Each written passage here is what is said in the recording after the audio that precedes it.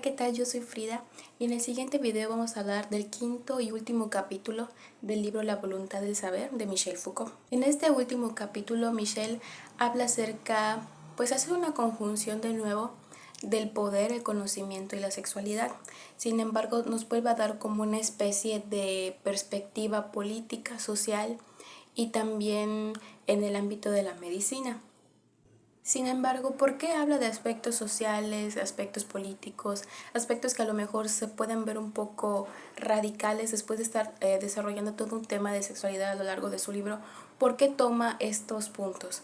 Bueno, pues como se había mencionado antes, la sexualidad, el hablar de la sexualidad es un poder que conlleva una organización que lleva una gran responsabilidad. Entonces hace una cierta comparativa en cómo ciertos sistemas del poder, ciertos sistemas que se manejan a nivel sociedad, se pueden ver comparados con la forma como se ha ido reprimiendo la sexualidad.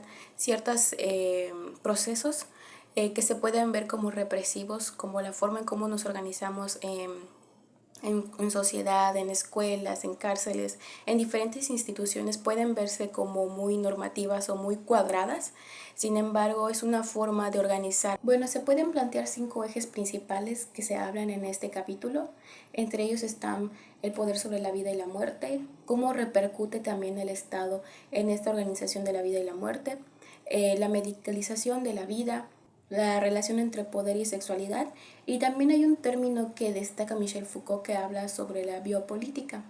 Pero en el primer punto sobre el poder sobre la vida y la muerte, Michel Foucault empieza haciendo un planteamiento de cómo repercute el Estado en el poder sobre la vida de los ciudadanos, ¿no? Él habla acerca de un soberano, pero tal vez podemos entender al soberano como una representación de algún mandatario, podría decirse, alguien que representa el poder centralizado, el poder está centralizado en una persona, o más bien pues se supone que dirige el poder. Sin embargo, todas las representaciones del Estado o de las autoridades son quienes dirigen, quienes viven y quienes no. En la cuestión sobre el poder, sobre la vida y la muerte, habla más directamente acerca de cómo, bueno, él habla acerca de un soberano, ¿no? Pero podríamos pensar en mandatarios o representaciones de la autoridad, que quienes en palabras de Michel Foucault son quienes dirigen la vida y la muerte de los ciudadanos, una especie de organización de quienes permanecen y quienes no.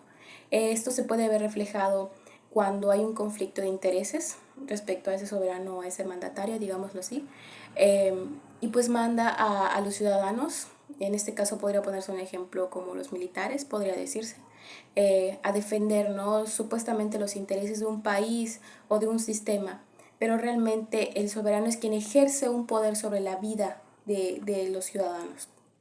Entonces ahí ya hay una especie de lineamiento de poder. Michel Foucault expresa de que a lo largo de los años pues este poder ha ido como que disminuyendo. Sin embargo, podría decirse que no. Michel Foucault expresa que con el paso de los años este poder tal vez ha ido perdiendo intensidad. Sin embargo, de manera personal considero que no, o sea, es un poder que todavía permanece, que se buscan otros medios de controlar la vida de los ciudadanos, de quienes no tienen el poder centralizado como el soberano que expresa Michel Foucault. Porque como se ha hecho respecto a, por ejemplo, hay ideas conspirativas, ¿no?, de que pues la liberación de ciertos virus, como lo que pasó en la pandemia, que son cuestiones que conciernen a grandes grupos de autoridad que están en una élite superior. Y pues claramente ahí se ejerce un poder sobre el control de quienes viven y quienes no. Algo destacable que menciona Michel Foucault es acerca de las personas que mueren por suicidio, que son quienes rompen con este patrón del Estado o del soberano respecto al poder que tienen sobre su vida. También habla acerca de la disciplina y la biopolítica, que en pocas palabras es una forma de cómo se ha establecido ciertos procesos o sistemas para organizar a la sociedad. Como mencionaba al principio, las escuelas, los trabajos, las cárceles, diferentes instituciones. Este tipo de instituciones o procesos también son una forma de regular la vida, de regular la circulación de las personas. En la cuestión de medicalización, Michel habla que no solo se trata de hablar de enfermedades, sino que la medicalización o la intervención de la medicina ha hecho de que también se creen como políticas sobre salud pública, organización en el sistema de salud. Y pues crear estas normativas sobre el sistema de salud hace o procura más bien una calidad de vida hacia las personas, o sea, hacia cuidar sus hábitos, lo que consumen, lo que piensan tal vez, y también cómo se relacionan. No es simplemente una cuestión de control. Puede parecernos de que es una cuestión de control, porque se nos dicta qué es bueno, qué es malo para nosotros, qué podemos consumir, qué podemos dejar, o más bien qué podemos evitar, como por ejemplo en el consumo de drogas, de alcohol o ciertos alimentos chatarra. Pero en realidad son políticas o son normativas que pueden cuidar de nuestra salud. Entonces, retomando las cuestiones del Estado, de la política y de la salud, Michel Foucault habla de que la sexualidad mantiene un proceso parecido. Michel Foucault habla de que tanto la medicina como la psicología tienen un papel muy importante para la regulación de la sexualidad. Sí, es un objeto de estudio muy importante, muy interesante. Hasta el día de hoy se sigue estudiando. Es necesario explorarlo.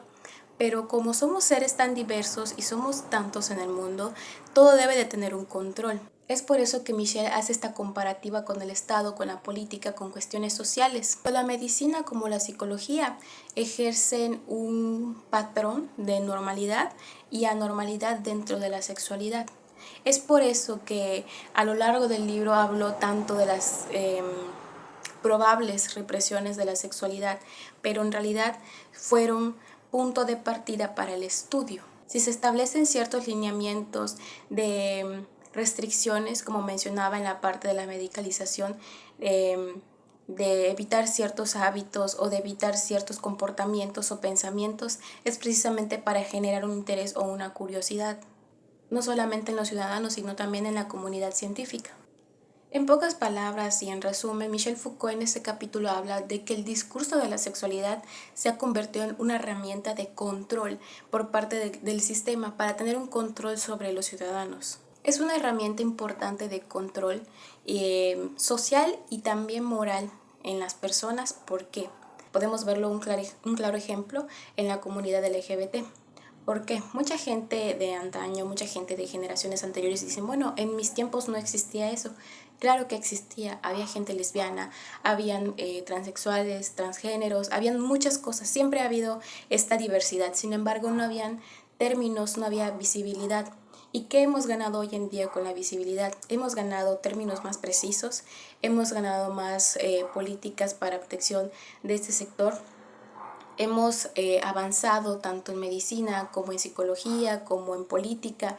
Un ejemplo en la psicología, antes pues en el manual de trastornos, en el DSM-5, también había una categorización, podría decirse, de la gente transgénero o de la gente transexual. Ahora ya no es una patología, sabemos de que también es parte de la identidad de muchas personas. Entonces ahí también se establece este control social y moral, que como en todo todo cambio genera incomodidad o tiene que ser de manera gradual. Así se está llevando hoy en día. Hay gente que todavía se rehúsa, hay gente que tal vez no lo llegue a aceptar, pero de que se está generando un cambio y de que se está generando aceptación, está pasando. Sin embargo, también este control se dirige hacia la parte adquisitiva. Siempre hay que generar ganancia realmente monetaria en esto. ¿Cómo? Pues en el mismo ejemplo de la comunidad LGBT, ya que hay más términos, ya que hay más comunidades más específicas, pues el marketing, la publicidad y demás aprovechan pues fechas específicas para generar contenido, para generar ganancias y para que haya pues demanda, ¿no? Esa también es una forma de control social. Ya no interviene tanto en la moral, pero sí en la parte económica. Y de alguna u otra forma pues va a generar un flujo de personas. Y pues el sistema o el soberano, como hablaba Michel Foucault al principio, pues sí ejerce este poder. Y bueno, hoy en día podemos concluir de que sí hemos ganado poder, hemos ganado mayor libertad sobre los discursos de la sexualidad, pero siempre va a haber un poder que se ejerce sobre nosotros, más bien un control, porque como mencionaba en el ejemplo anterior de la comunidad LGBT, sí podemos ganar cierta libertad sobre nuestra expresión, tanto de género como nuestras orientaciones y demás, pero siempre va a haber una influencia.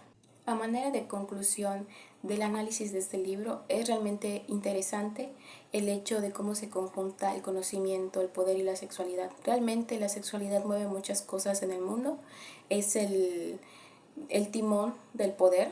El poder siempre va a representar cuestiones sociales, morales y sobre todo económicas.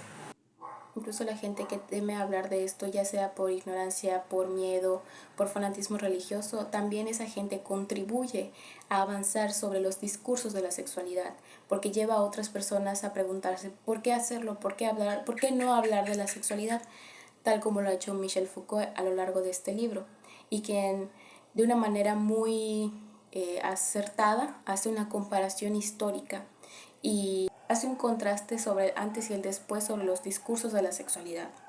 Después de todo, la dichosa represión de la sexualidad generó discursos que llevaron a avances en la medicina, en la psicología, en la política, y que hoy en día nos permiten tener más libertad sobre nuestra sexualidad. Claramente, como mencionaba anteriormente, sí hay un control que se ejerce sobre nosotros, pero después de todo se puede decir que para bien.